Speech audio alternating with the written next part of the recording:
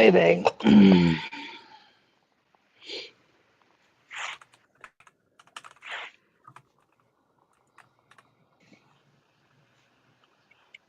Bitzer's got a point.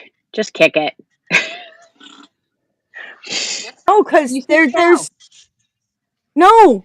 Okay, look, I will say this only one more time because the stream did not hear it. You all heard it.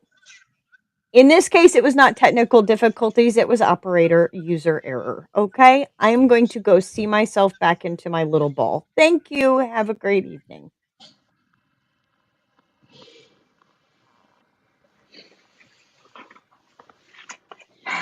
Love Izzy's Izzy. first second time out. Izzy, and guess what? You know, it happens to the fucking best of us. We do the best we can. You know, I can't say how many times that I've like, why is this happening? Why is this happening? Oh, I forgot to turn the mouse on.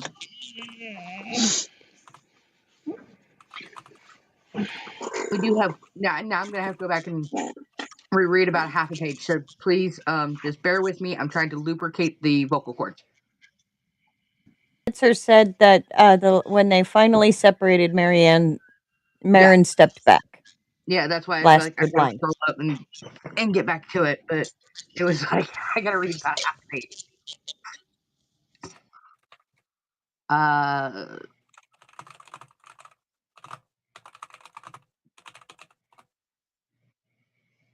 Marion pulled back just enough to. I think that's where we're at. Marion pulled back just enough to look at her shining eyes.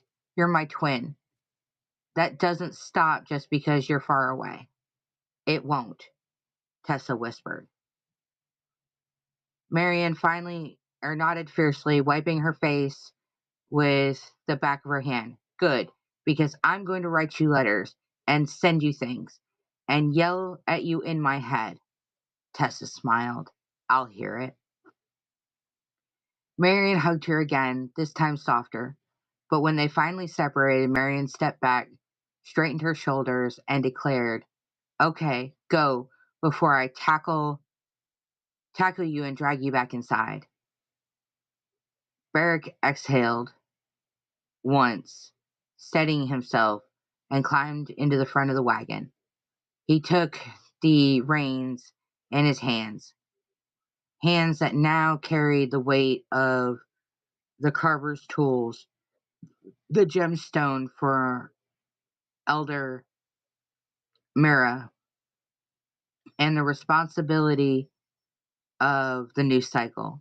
Tessa turned back one last time to Sierra, to Garen, to Marion, and then climbed up beside him. The seat felt different today, heavier, more important, more theirs. Barrick flicked the reins lightly, waiting for her nod. Tessa gave it. The wagon creaked, ready to move. The horses stepped forward, steady and sure, and the wheels rolled over the packed earth with a soft groan. The sound of a journey beginning. Tessa glanced around. They weren't alone. Hearthstone didn't crowd them. It swarmed the road or gathered in tight knots of farewells. Instead, the villagers stood at a distance, on porches, by doorways, along the edge of the square, quiet, respectful, present. Some lifted hands in silent waves. Some bowed their heads. Some simply watched the way people do when they know a moment matters. Tessa felt their eyes, their warmth, their acceptance. She felt the weight of leaving settle deep into her chest. And then, at first, she walked beside the wagon, arms swinging, chin high, trying to look composed. That lasted about 3 seconds. Then she broke into a jog, then a run, then a full tilt sprint, keeping pace with the wagon as if sheer willpower could hold it in Heartstone a little longer. Mind the road, she shouted at Beric, and the turns, and the rocks, and the weather, and Tessa. Don't let him drive like a fool. Tessa laughed, tears stinging her eyes. Marion kept going. Write me every day, or every other day, or just think really loud and I'll hear you. Beric shook his head, but there was a smile tugging at the corner of his mouth. Marion wasn't done. And don't let anyone in Lark Hollow be mean to you. I'll come down there and I'll throw a fish at 'em. Tessa covered her face, laughing so hard. Marion ran faster. And remember to eat and sleep and make your nest sometimes. And don't let Beric be all broody and silent for hours. Make him talk. Beric muttered, I do not brood. Marion yelled, Yes, you do. The wagon reached the edge of the village. Marion slowed, breath hitching, legs finally giving out on her. She stumbled to a stop, hands on her knees, chest heaving, but she lifted her head, and with everything that she had left, she shouted, Come back to me, Tessa! The words hit like a stone dropped into still water, rippling outward, echoing through the morning air. Tessa turned in her seat, eyes shining, and lifted her hand in a trembling wave. Marion waved both arms wildly, tears streaming, hair flying everywhere, looking like a storm given human shape. And then the road curved, and Heartstone and Marion slipped out of sight.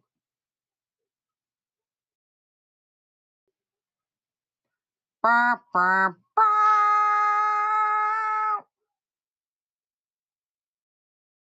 I'm That was guessing the actually fish has something to do with something that we were not privy to in the previous writings. That's the only thing I can think of is that's where the fish comes out. that was actually kind of cute. It was cute. It was a bit long-winded. I can see where some of this could be like retorted down a little bit, but for the most part, it was cute, and I like Marion. I really do because it feels like that's me. I might not be as chaotic. Oh, Tessa comes from a river village. That's where that comes from. Okay. I love it. Hell of it.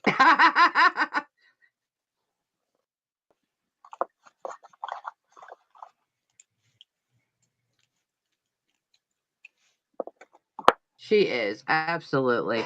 Um, but yeah, that was fun. I like that one.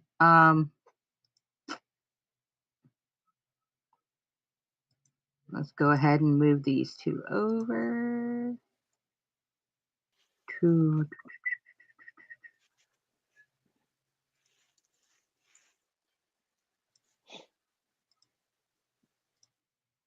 Okay, we only got 3 left. Let's see who the next submitter is gonna be. Um,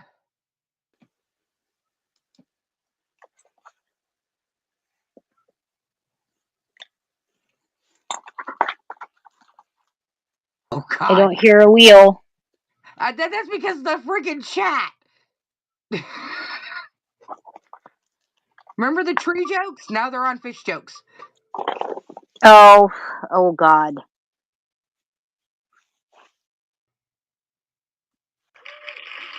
Okay, up next.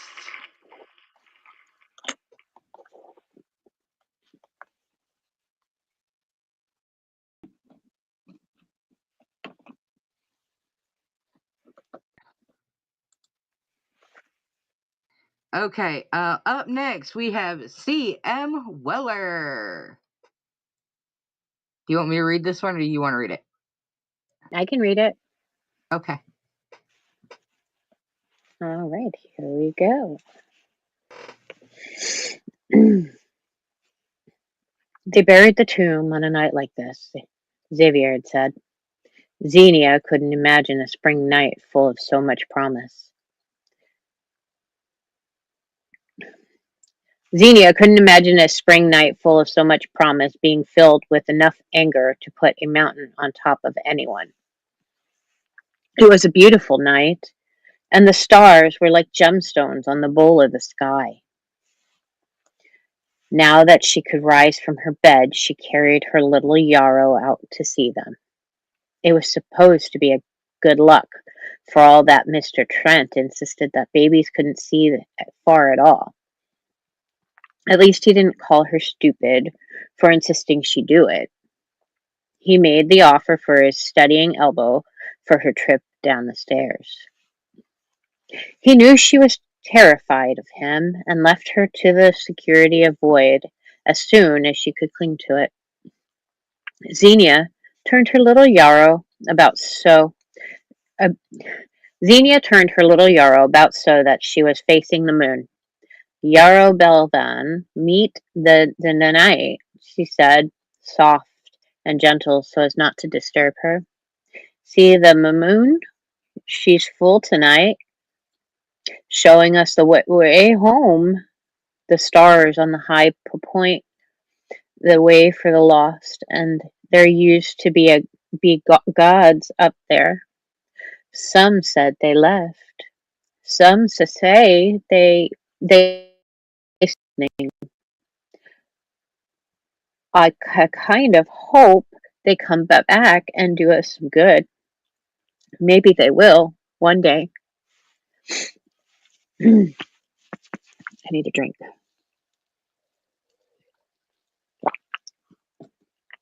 Yarrow didn't mind very much. She was only a week and a half old. Nothing would be expected of her for a month or more.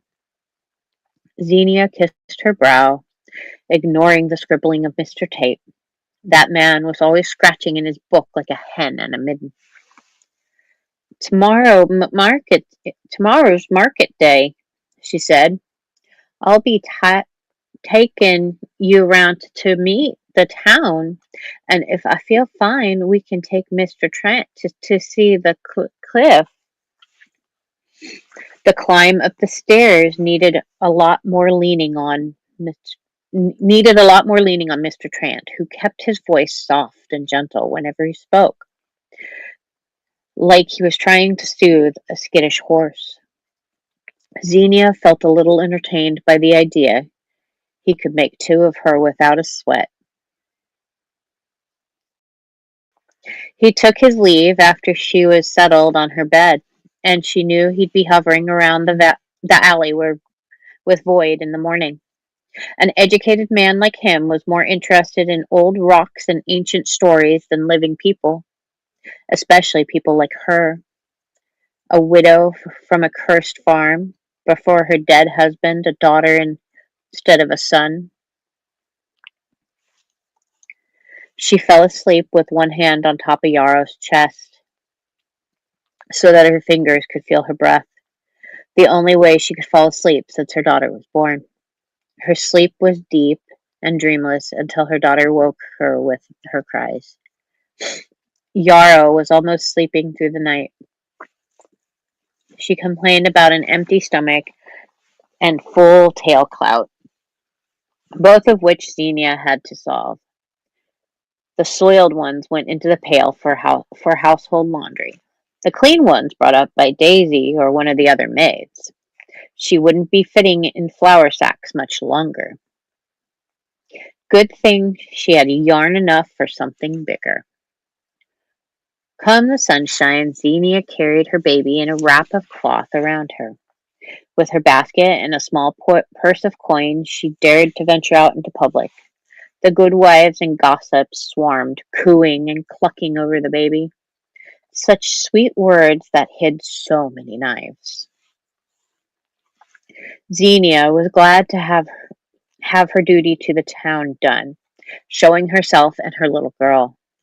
They knew they both lived, and they may get tired of making up stories about the both of them. Their mean mouths stopped hers from working right. She clung to Void all the way to the slump of mud and rock. Up above the road, odd rocks poked out of the mound. One had slid halfway down in the last rain. It seemed like the road back to the last home she knew would forever be blocked, cut off forever from the last place she'd seen her iron alive. That has to be the cairn and the cliff, said Mr. Trant. Have you climbed up there? Xenia could only shake her head. Her tongue would not let her speak.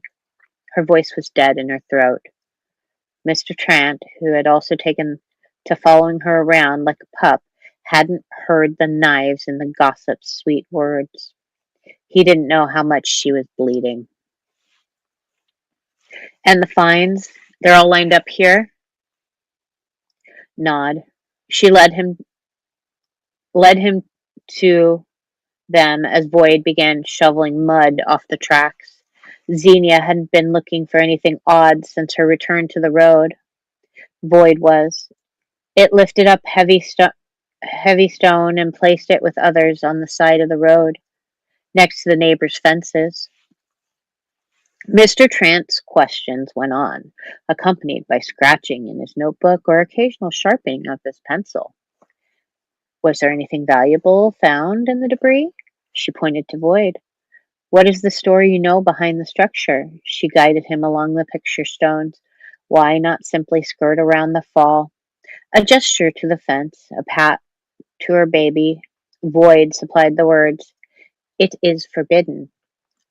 Are you well, Miss Belvan? She shook her head.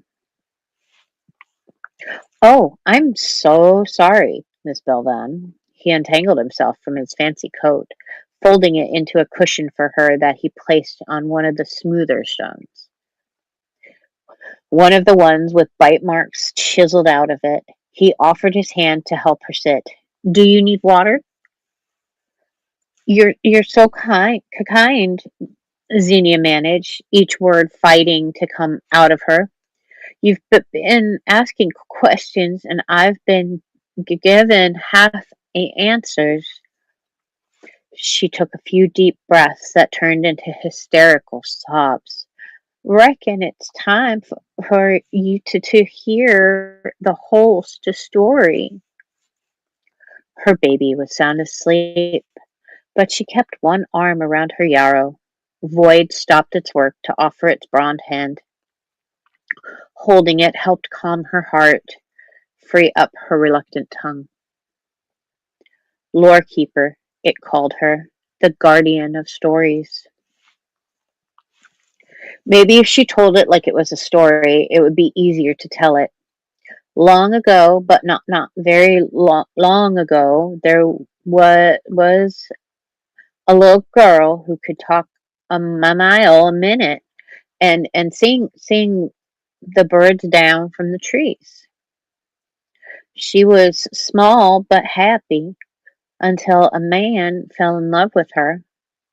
He was sweet and nice and taught her things. He took her to secret places and made her a woman.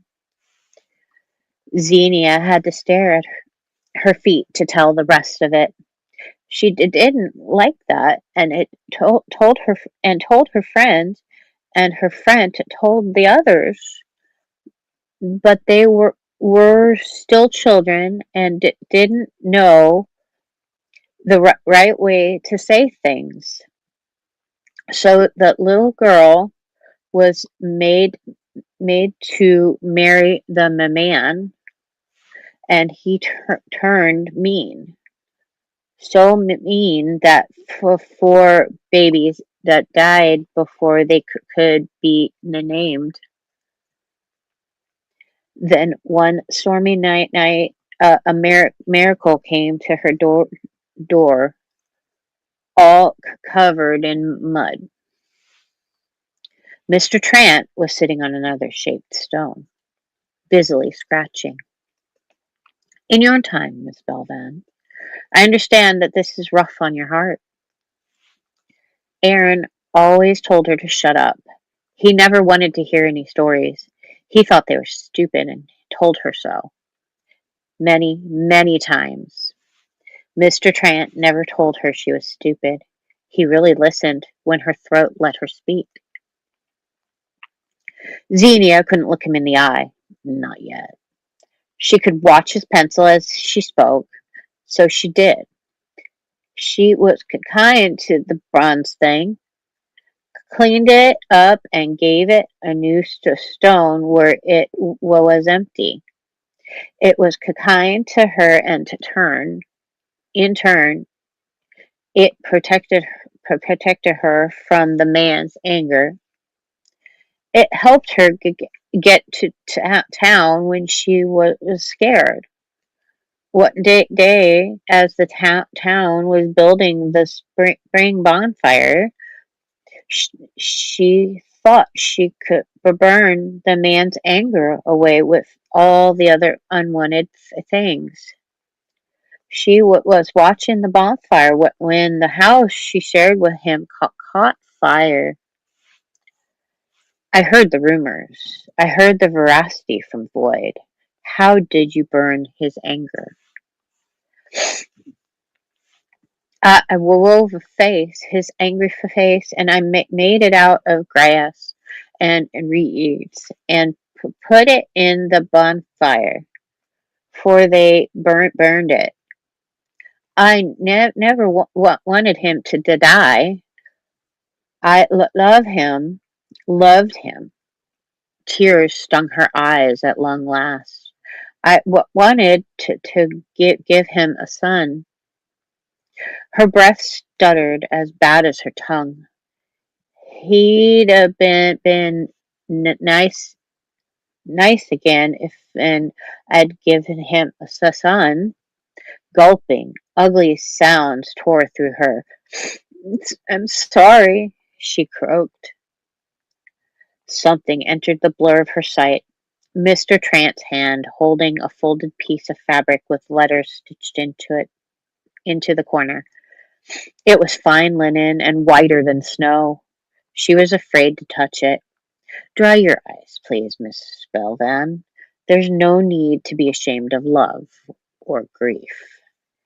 He had a special piece of cloth just for tears. It stunned her. How different he was from everything she knew.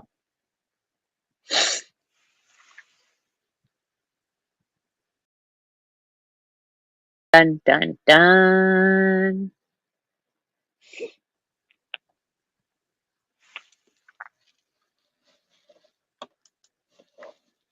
There's just Oh, something wrong. about that story, and I'm like, the entire time I'm sitting there going, it shows just how much that a town or anything can turn on you when they think that you've done something wrong, when in turn they didn't protect you either. Yeah, it's very true. Um, it's almost kind of like I'm kind of like seeing it as more like society failing a person. Right. Is that kind of what you said? Yeah, that's exactly it. Yeah. Society failed her. Nobody went and checked on her. The family made her marry a man because he stole her innocence. Um, Yep. they knew something was wrong, but nobody interfered. it goes back to that whole, well, we see it all happening, but nobody stands up and does anything about it. Yep, And exactly. and that just chaps my ass, burns my biscuits. Uh, Yeah, I feel that. it's I feel so bad for Xenia. I really do. Because she's been looked at like she did this when he did it to himself. We already know that. But Oh, yeah.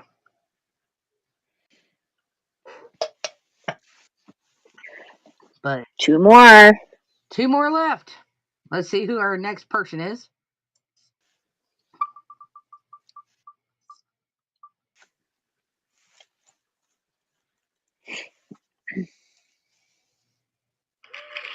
This one just barely skirted to the next person. I just want to put that out there. Willem.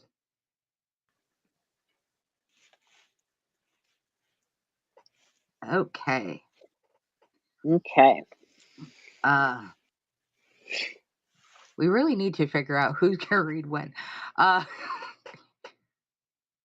it's like, okay,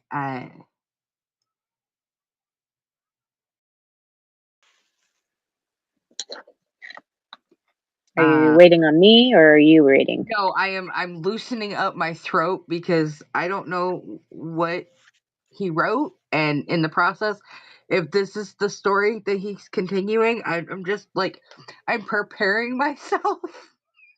Well, just from the first paragraph, he'd continued it. Yeah, he did. So that's why I was like, okay, prepare for the spider monster. Prepare for the spider monster.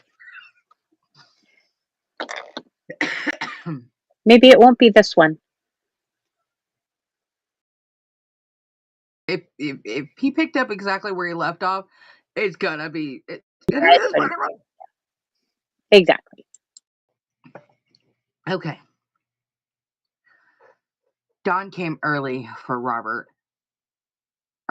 liking, or too early for Robert's liking, though that had been true since the war. Light spilling through the window made him squirm and tremble until he opened his eyes at last. He was still fully clothed, his hair greasy and close stuck to his skin, while a headache throbbed right above his eyes. At the table window sat Sarah, the fishwoman, leafing through, the black leather book with a deep frown on her lips. And then the frown parted as she muttered to herself, tapping a page and flipping to the next, back and forth several times. The notion of laying still and trying to read her lips came to Robert, only for Sarah to lift her gaze to him, or to his, and lock eyes. "You're awake," Sarah said. "I don't feel like I ever properly slept." Yeah, now get up," Sarah muttered, rising to her feet. "We have places to be, and staying around here is not wise for our health." Robert twitched, a flare of anger rising in him as he rubbed his still injured arm. "First things first, we need to we need to pay for our room and get out of here," Sarah said. "Then we need to go see old Jeremiah out in Bogota." "And then what?" Robert said, sliding out of bed. "We'll see. There's much I don't know." Robert rose to his full height as he walked up to her, looming over Sarah as she said, "I have been asking so many questions, and you've been answering in half truths or less. Maybe it's time I hear the whole story, or are you fixing to get us both killed?"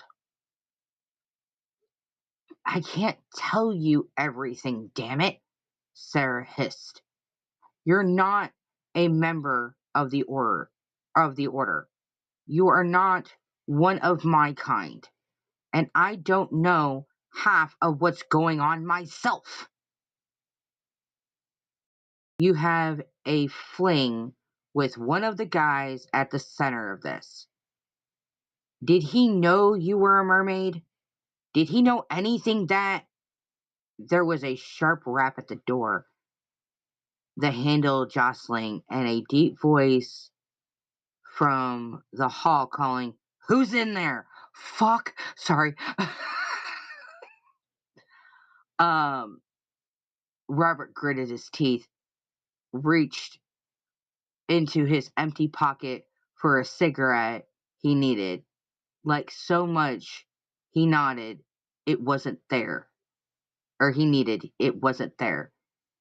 He growled, stepping up to the door and whispering, "This isn't over, Sarah. I figured that much," she muttered, rolling her eyes as she stepped up to the door and pulled away the chair. She waited for the man to knock again, opening it a crack as she put on her most sultry smile. "Oh, pardon me, Mr. Donnell. I came in last night and no one was at the desk." "Sarah, is that you?" Donnell said from the hall. "I've not seen you for going on 5 years now." "Time flies," Sarah corked a smile as she reached through the door and did something with her hand. "Now, how about you let me go downstairs and settle up?" "Oh, of course, of course." There were footsteps away, or there were footfalls away from the door, Sarah letting out a deep sigh as she leaned back into the room. Glad it was him who came calling, or we might have been in trouble. Robert bit back a snide remark, looking at the looking over the room once for anything they ought to bring with them. Aside from the book on the table, there was nothing. This is what they meant by packing light. Sarah scooped up the book and followed Robert into the hall. The two walked down to the top of the stairs, pausing as two voices echoed from behind. First was Donnell's, the second was Sheriff Lawrence. Robert whipped around and hissed. "Time to find one of those other ways you were talking about?" "Only way is through," Sarah replied, giving him a gentle push. "Oh, no, she didn't." uh, Muttering to himself, Robert hurried down the stairs, catching a glimpse of the sheriff standing in the doorway with predatory property. I don't know. Then Sarah glided past him and took him to a painting on a wall. Behind it was a hidden door, and then a dark staircase to a speakeasy hidden below. Robert pulled out his lighter and flicked it flicked it into lift. The flickering flame illuminating the dust bar, ordained state, and the tarnished taps. The mirror behind the bar made the light dance oddly over the room and made the whole place feel much bigger. Sarah sighed, walking to the stage. "I remember singing right there for the crowd." "Was that really 7 years ago?" "Can you take a trip down memory lane when the law isn't breathing down our necks?" As though to emphasize his point, there was a shout above, then a clatter as someone ripped open the secret door. Sarah jumped, bolted across the floor to a door on the far wall. Through it was a dank passageway, stinking of a city's influence. The drops falling from the rough stone ceiling, quiet dark in color. Robert tried not to think about that as he plunged after Sarah, the two coming to the two coming to a large chamber with a ramp leading up to the ceiling. An empty wheelbarrow against the wall had a broken wine cask, uh, attested to what had gone on in this place.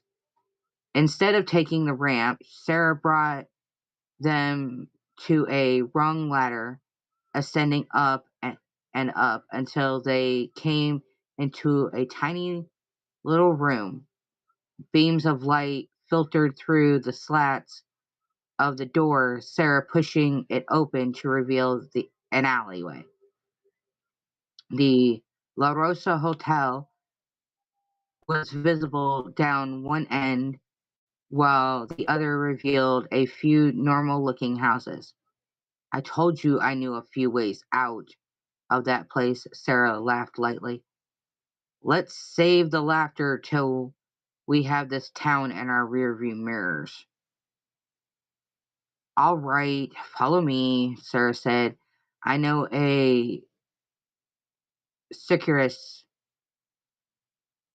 route or I know a different route to your car.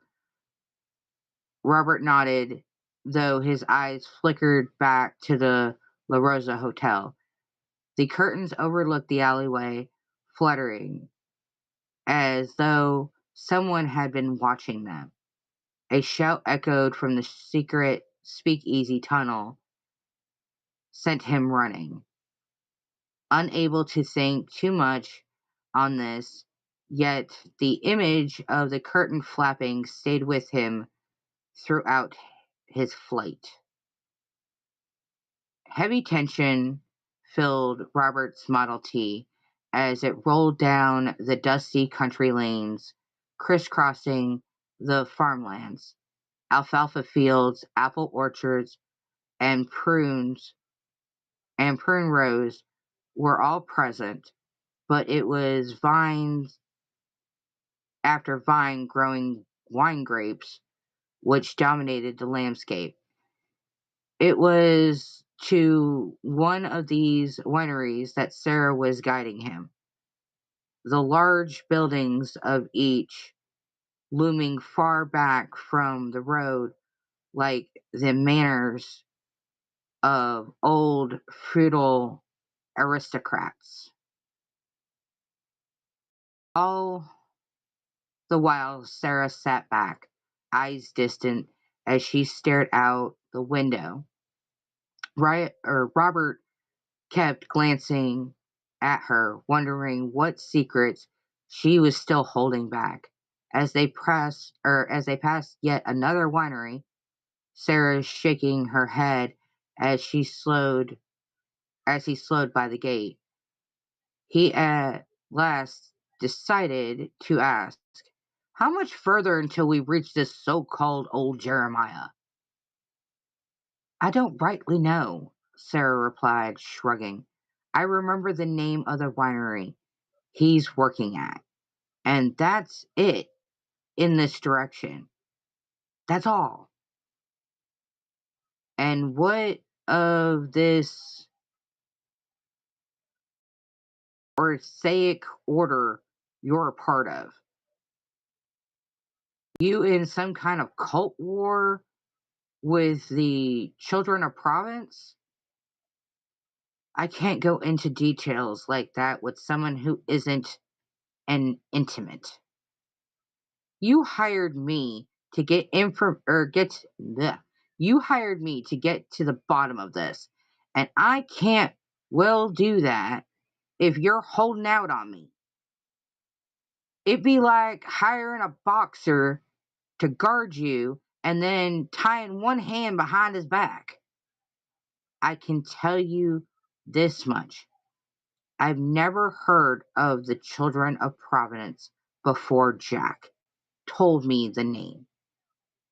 There's no ancient blood feud between us or anything like that. Well, do you have an ancient blood feud or anything like that with another group who might invent a new name? You think I've overlooked that? Sarah scoffed. We do have known enemies, Mr. Astor, but none of that fits this group. I don't know how you can be so damn confident about that. We know so little about these creeps. Well, I have a funny feeling I know that I know what they're after.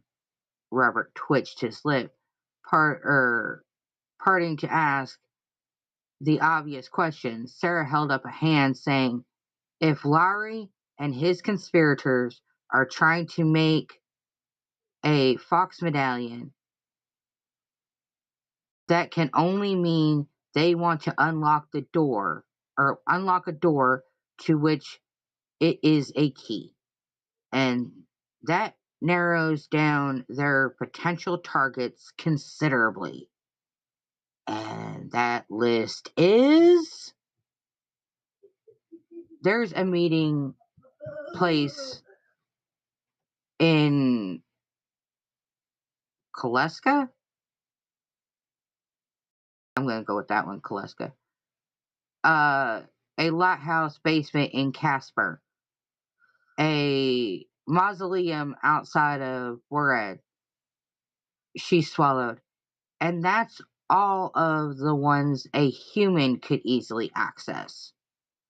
We aren't dealing with only humans, Robert said, a twinge of pain rolling up his arm. Well, hopefully it's one of those three, so we don't have to rent a diving suit and drag it to the Furlas or Furlongs or Tahoe. Driving all the way up to Casper sounds bad enough. At least it'll be scenic. Sarah blinked, her head whipping around. Oh, this is this is the winery where he works. Robert swore under his breath, the braking squealing as he slowed and then turned recklessly onto the driveway. He approached a number of grape pickers eating sandwiches and tortillas at the edge of the field. One of them hollered and jumped up, blocking the driveway with his arms outreached. Robert slowed and cranked down the window. "Where the hell do you think you're going?" the stranger asked in a thick Spanish accent.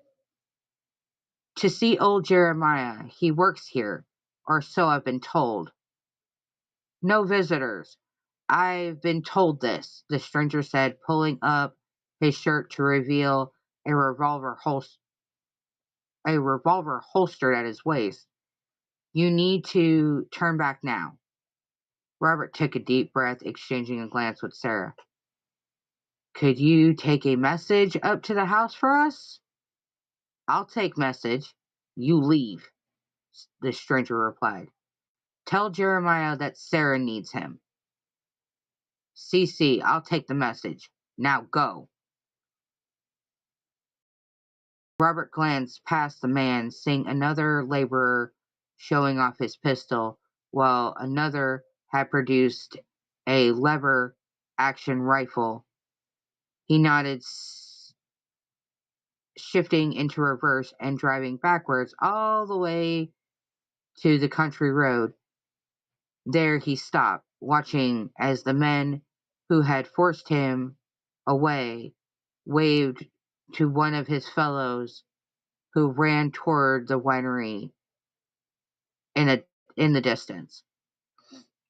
Seems like they've beefed up security since I was last here, Sarah said softly. No kidding, Robert muttered, his hand reaching for a cigarette that wasn't there, his teeth gritting when he confirmed there were none to be found. Good thing we caught them on their lunch break, or they might have just shot us while we blew past. Sorry, Sarah sighed. I should have anticipated something like this, given that a dangerous cult has moved in down the road from him.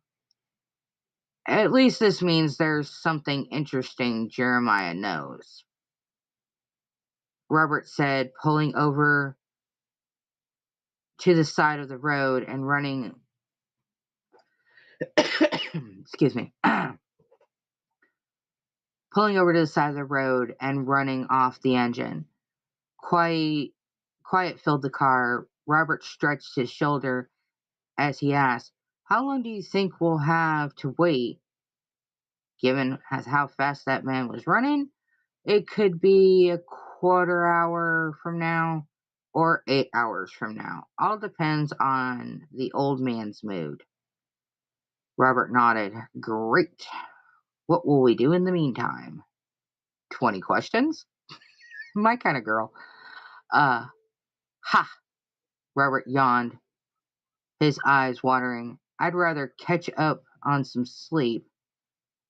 I didn't get much shut-eye in the hotel. Neither did I, Sarah admitted, leaning against the window. One of us should probably keep watch. Heck, I'll go first. Thank you, truly. Yeah, Robert muttered, opening the door and stepping into the road. He stretched, wincing at his back muscles, wincing as his back muscles unknotted. The wind picked up, carrying the scent of dust and dead grass on the breeze. And something else, though he couldn't quite put his finger on what. After a glance at Sarah laying asleep on the seat, Robert took his first patrol, walking around the parked car, all while he noticed one of the laborers keep eyeing him. Always out in the open, always a different one, to let him know that he was being watched. The sun had moved a few inches across the sky, Robert just thinking that it might be his turn for a nap, when one of the workmen walked up the driveway to him. The stranger waved to him, all friendly smiles, as he said, "Senor Jeremiah has asked to see you and Sarah in the vineyard's quarters. Please come with me." "Do we walk or drive?" Robert asked. "Leave your car here." Never leave the car, man. Sorry. Uh, Rule number one, never leave the car.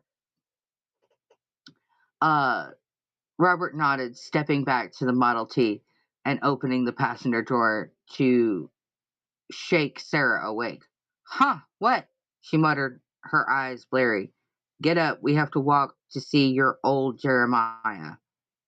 She nodded, taking Robert's hand and letting him help her to her feet. After a final glance at his car, Robert fell in behind the messenger to begin the long walk up the winery driveway. All the way he tried to stay calm, even as the distance stretched ever longer, and armed strangers loomed all around.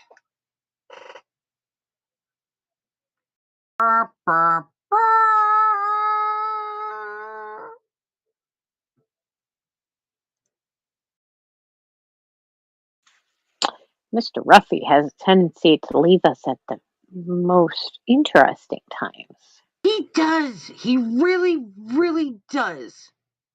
But no, my whole brain's screaming trap. You never leave the fucking car, man. Never. If anything Mm-hmm. in this whole damn story has told you anything, with all the fucking shit that you've been through after, Fish Girl and the whole fucking thing, you don't leave the damn car. But they left the damn They car. left the damn car. Well, we'll learn what happens to them here soon. I'm sure. I'm hoping. I'm hoping.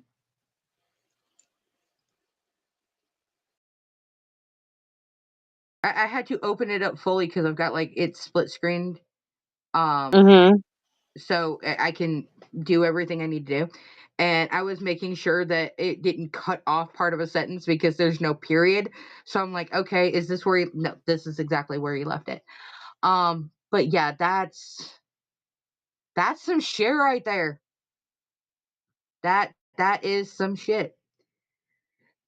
I'm heavily invested in the story. I'm really, really glad that when I had to read it, there was no snake. There was no evil creature. That you I know of. look, it was not in the writing, so I'm good. Very good with that. It's like, there it is. Okay, final roll. I know who's last. Yeah, me. Yep. And I'll read mine. It's not a big deal. Okay.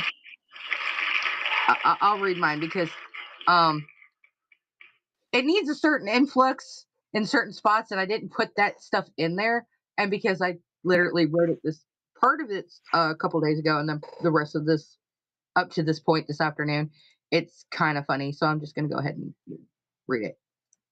Okie dokie. Uh,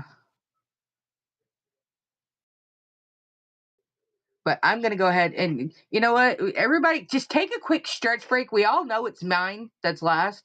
So it's just like, everybody take a stretch break. How are we doing? Comments seem to have completely stalled out. So I'm like, are we good down there? We're procrastinating. Slightly. But I need to lubricate my throat. So I get it. Blitzer just redeemed posture check. Probably because I'm just leaning back there.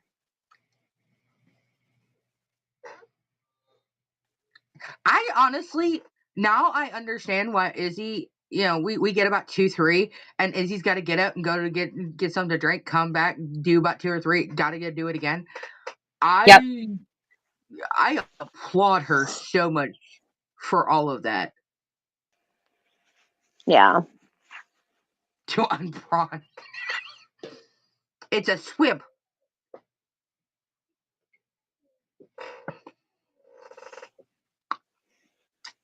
Okay.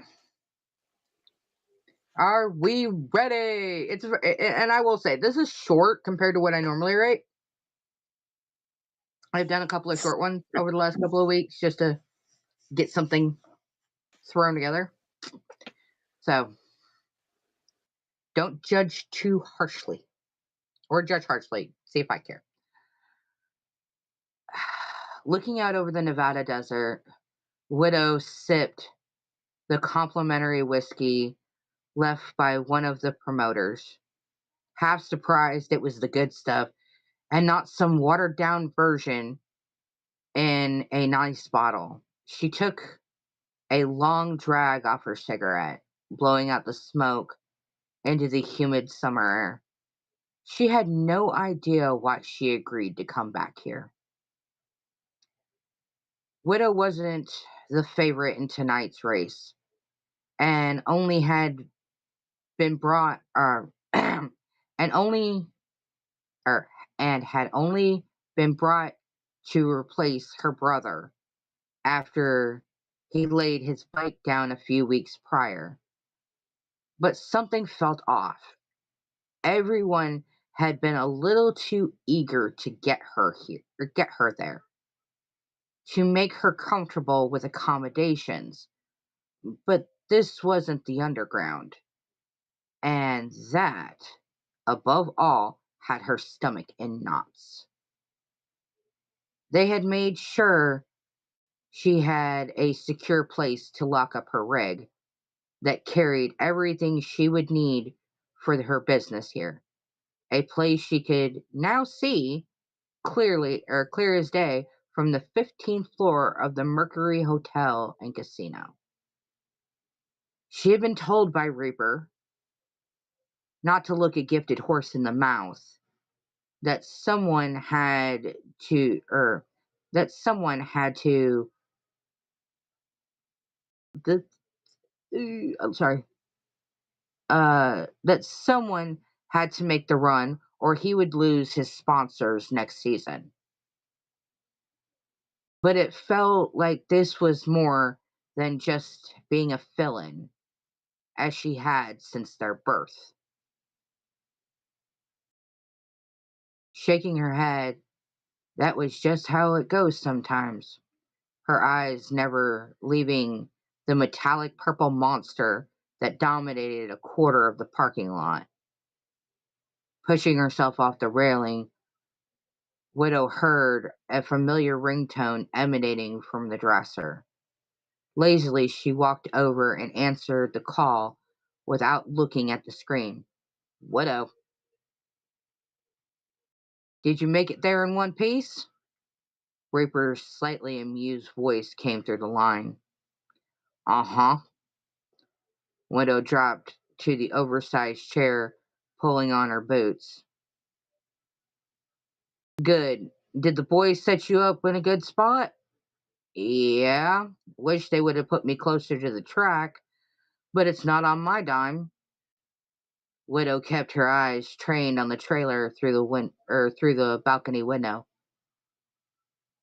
There are there was a long pause on the line before Widow finally asked, "What aren't you telling me?" Something deep in her gut told her something was off.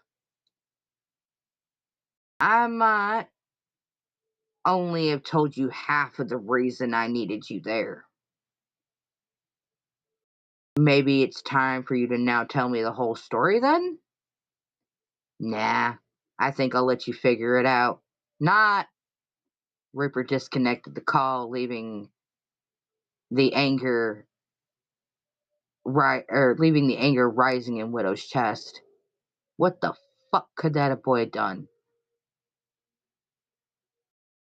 Widow breathed as a knock came on the hotel room door. Her head snapped up. She hadn't ordered room service, and she certainly wasn't expecting anyone. Grabbing for her pistol on the table, Widow stealthily moved to the peephole. It was someone dressed as hotel staff, a tray with something on it, but she couldn't see what. She eased the door open to a bubbly blonde. Miss Kevlar? Yes. This was left for you at this was left for you at the desk. They said it was urgent. She held up a small plate. Thanks. Did they leave a name? No, ma'am. They just said that I needed to get this to you ASAP. She offered a small smile. Not a problem. Hey, do you know where someone might be able to get a bite to eat around here? The restaurant downstairs is open till 1 a.m. and there are a few decent places around the corner if you want something within walking distance. Okay, thanks. Widow eased back, closing the door, staring at the paper that now felt like fire in her hand. Cutting open the envelope with her knife, she revealed familiar handwriting. Fuck. There is no way that fucker is here. If Reaper set my ass up, I will be an only child by dawn.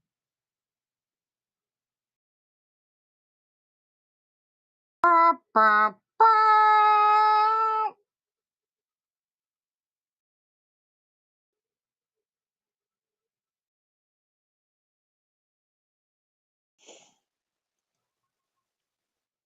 So, sibling rivalry at its best.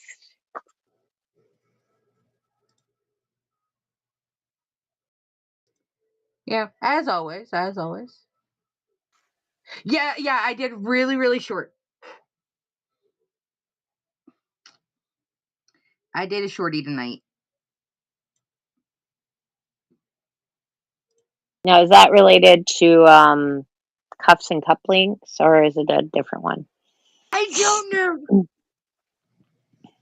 I'm Oh, actually thinking it's related to either cuffs and cufflinks or it's going to be related to uh one of the other series I've got like back end that I haven't okay. touched in a very long time. But this is a definitely a biker story. So it's gonna fall in there. It might be Iron Vein. It might not. I don't know. That I only got like 600 words. 600 words you didn't have before? 600 words I didn't have before of a story. I don't know what the hell it is. But You know what? I think we all have those. we all do. We all do. Um,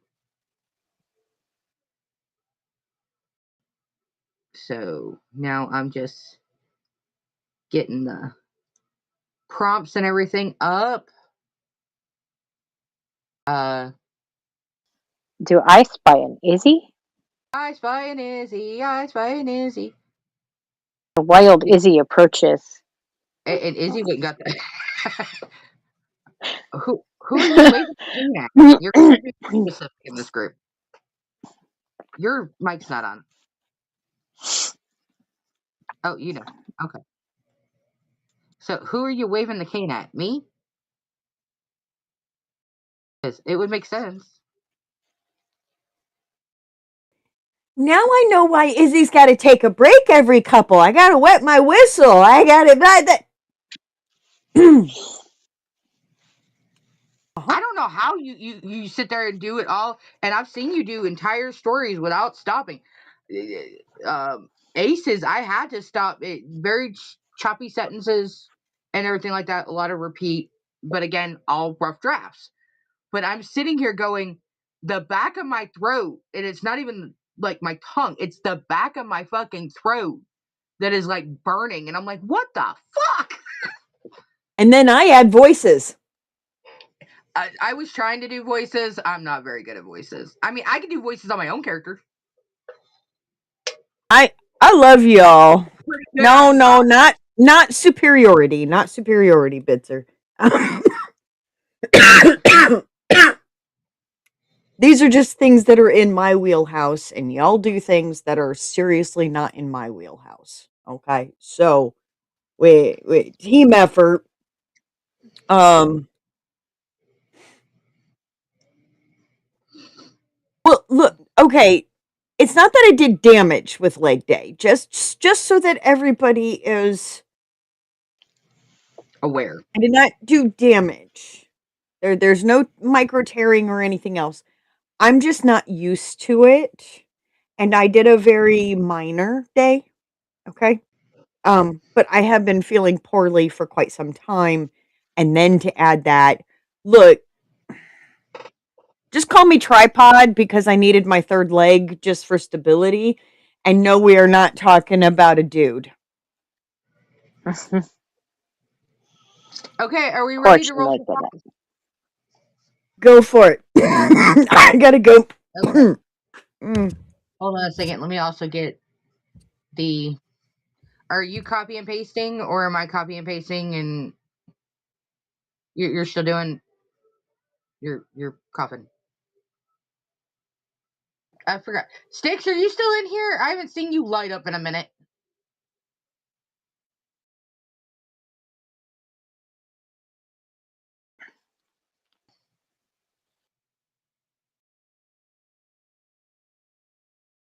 I got it. Okay. The first one, concept, number 28. Did you just? That's not part of the thing, but Izzy, are you okay? Did you just knock into your desk?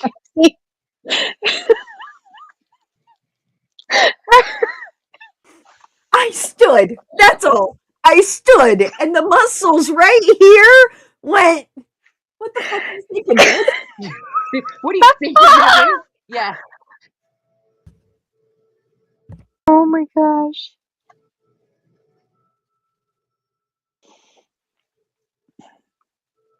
Okay. Anywho, number 28. Concept. A story everyone knows turns out to be incomplete. One more time. A story everyone knows turns out to be incomplete.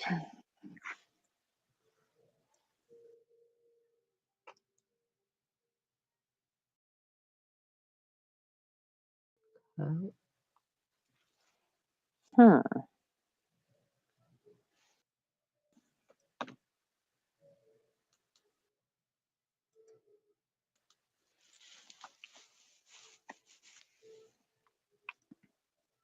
Um,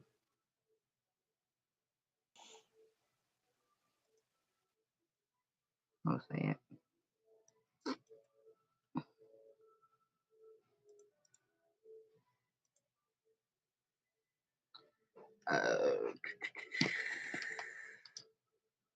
I'll write the numbers down so I don't know what Izzy does. So it's like, okay, I'm just. Why is it I can never find a freaking sticky note when I need one? I have 10 tons of them. I can't find one when I need one. Okay. There we go.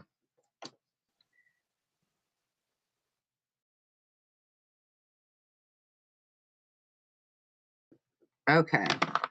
Starting first line.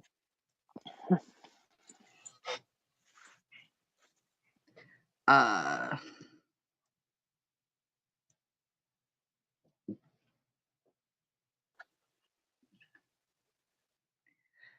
The phone rang just as I was about to close the door, and I should have ignored it. One more time. Ooh. The phone rang just as I was about to close the door, and I should have ignored it. Okay. And use this dialogue. Number 40. If you leave now, you lose everything. Submitted by one Julie DeFisher.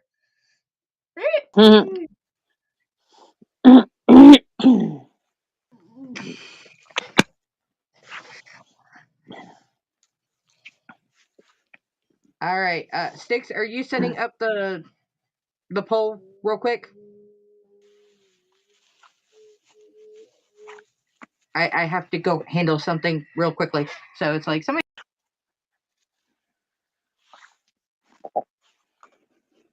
Let's see.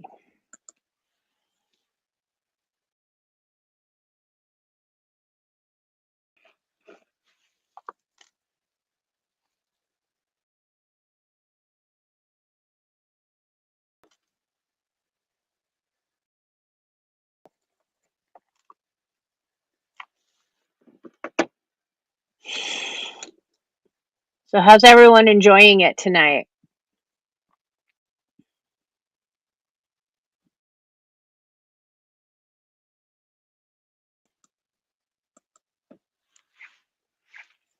Nope. So far, we're dialogues in the lead.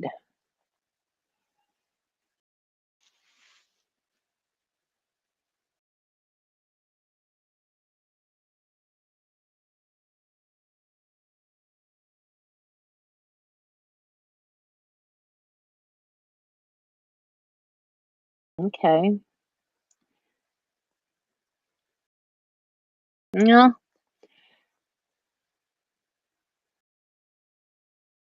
it happens. Distraction can also be a good thing. Maybe not while you're trying to watch something, but at least we have the video on demand. You can go back and watch it another time.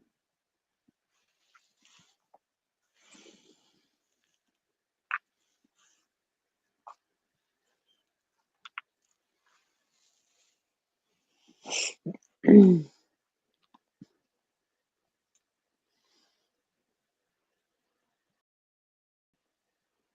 our side, like the mods.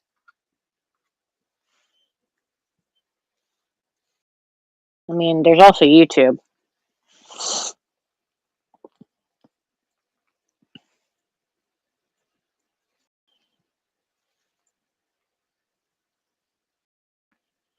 Sorry if my breathing is really loud tonight. I think I'm worried I'm coming down with something tonight. I hope not.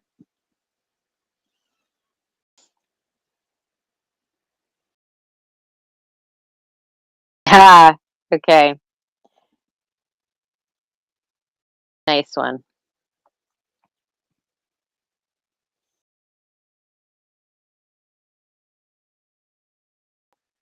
Down with the sickness. Not down with this sickness. No.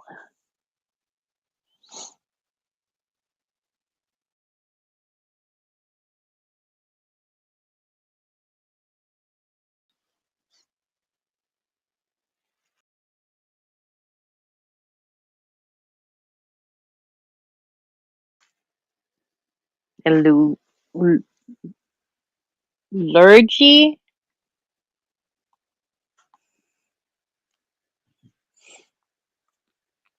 Bring Discord up.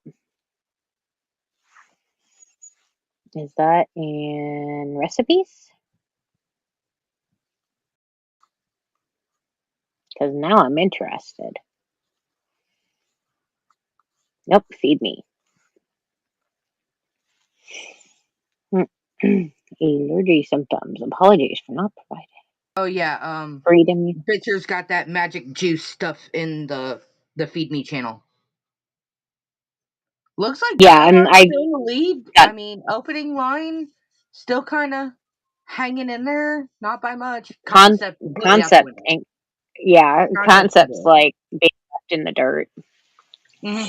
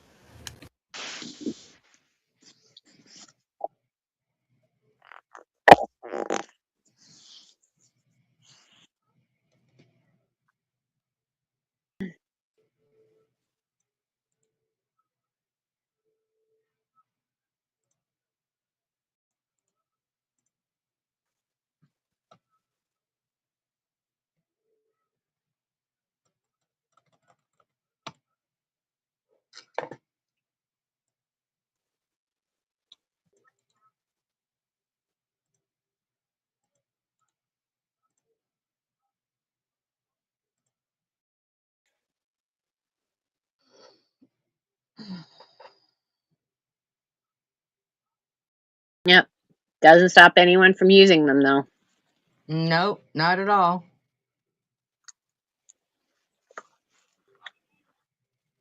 Yeah, I mean, we got 11 people in here, but only 8 voted. But we've only had about 8 all night, so it's not a big deal. Okay, so this week's prompt dialogue. If you leave now, you lose everything. Submitted by one Julie DeFisher.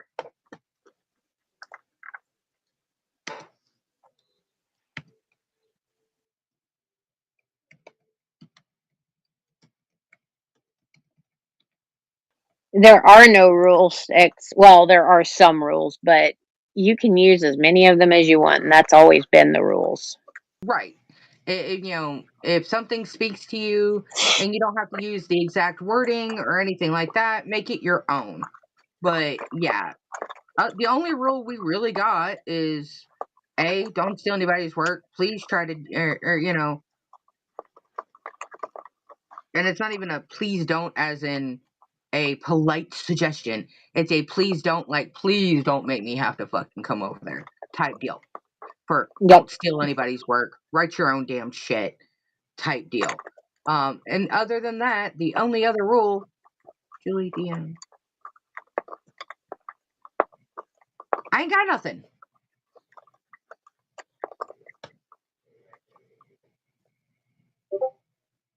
There you are. Yes. Yes. Thank you for reminding me of that.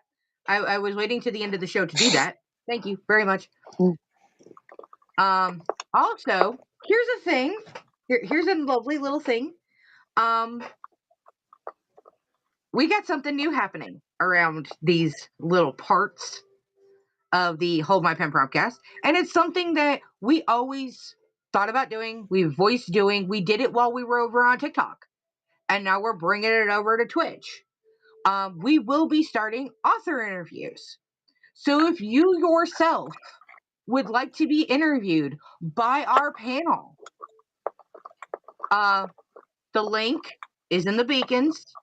Scroll down the beacons page a little bit and you'll see the Google Doc. Please fill it out. Let us know. They won't be starting until around April. But if you want to get in for the first couple of shows, you need to go ahead and get your stuff in because we will start scheduling in March, which only a week away. We won't be doing anything really heavy until after we come back from me and Patrick come back from Simple Signings. We will have more on whether there will or will not be a show while we are gone. I am pretty sure that there is not going to be, but we will have all that information for you next week. But if you are an author, if you are a narrator, if you are a promoter of any sort, fill out the stuff. Let's get you on the show. Let's ask the hard-hitting questions of what would your character be if it was an animal? And guess what? Shifters do not count. We already know what animal they are. Simple, baby. Yes. And that also brings us to what's going to be happening a week from, not next week, but the week after. Me and Patrick will be descending on Roanoke, Virginia for Sinful Signings. Patrick is the signing author. I am his PA for the weekend. So if you happen to be in Roanoke or around Roanoke, go over, say hi, do the damn thing.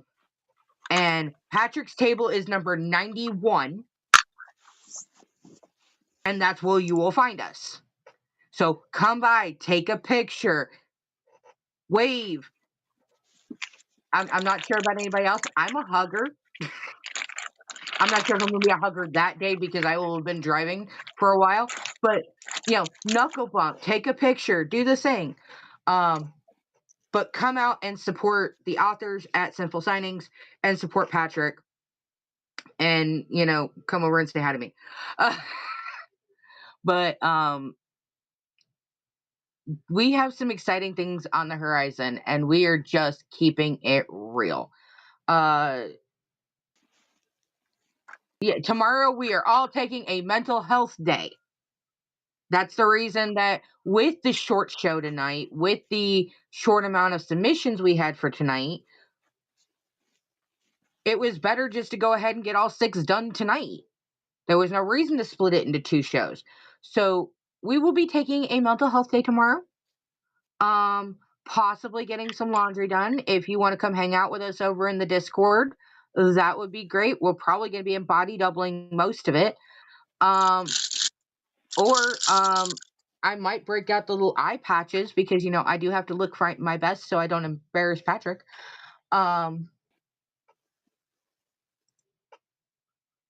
Three nice things about yourself.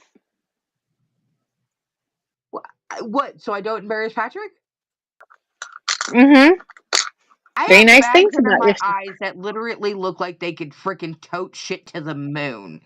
I need to make that go away.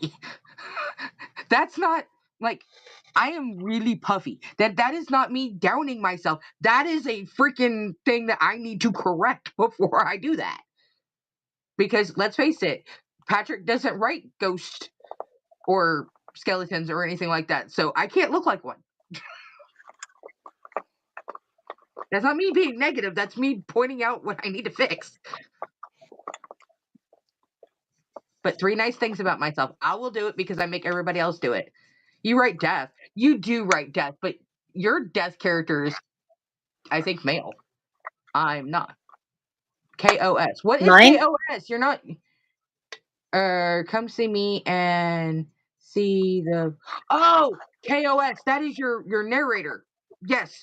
Patrick's narrator that is currently doing Kingdom of Shadow, Kingdom of Shadow. Dark Retelling of Peter Pan. They will be there as well. I forgot. I'm sorry.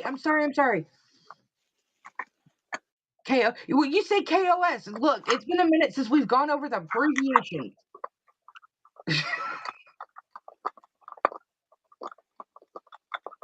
Yeah. I get it. But yes, come see the narrator.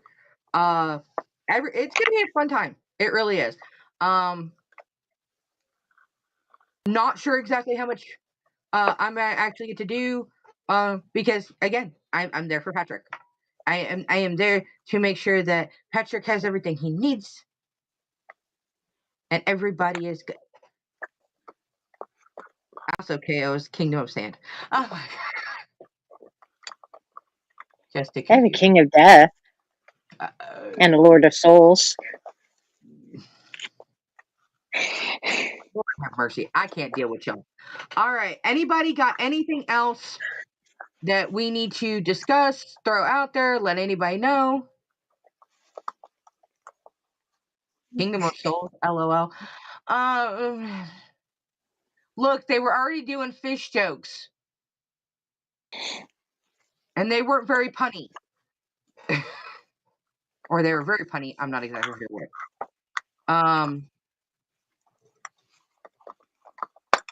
Done the thing. What else did we need to? Izzy, did you have anything that we needed to discuss or throw out there?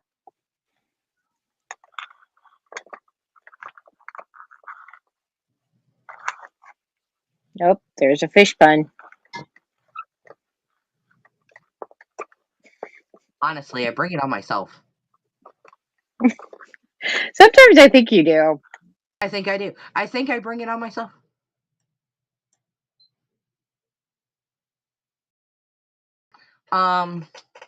We talked about the interviews, told you where to sign up. Have you signed up for the newsletter yet? Why not? It's free. We don't spam you. I think last week we even forgot to completely send it out altogether. We did. Okay. We're the Yeah, we we're did. the opposite of spam. Opposite of spam. You're lucky sometimes if we even send it.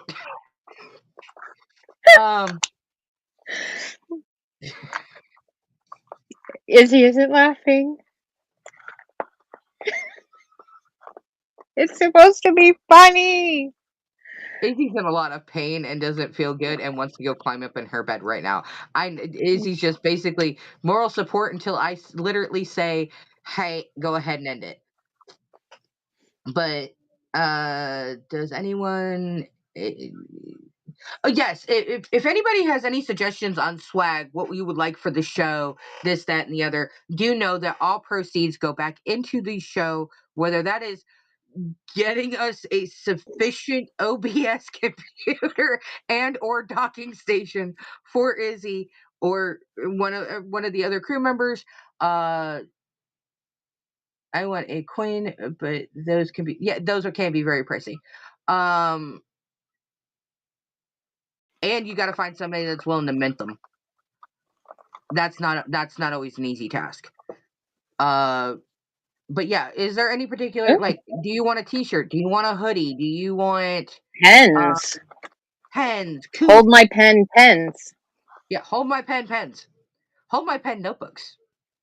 There are sites for that. Yeah, keep in mind shipping, overhead costs, things like that. But yeah, you guys brainstorm because you guys are the audience. You be the ones that want it.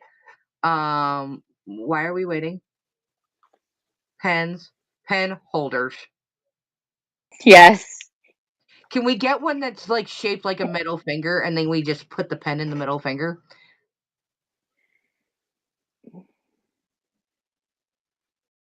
Just wondering. No. Izzy's like, I'm out. Like, no. I'm done. Izzy's like, nope, not touching that. There's I'll tell no. you exactly what she said. She said, Nope. I'm not touching that with a 40-foot pole and someone else pushing. Yeah.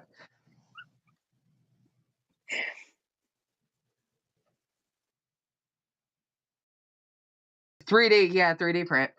But yeah, I think that's everything. So we're gonna go ahead. I'm gonna give you my spiel for the end of the night. Don't add to the population. Don't subtract from the population.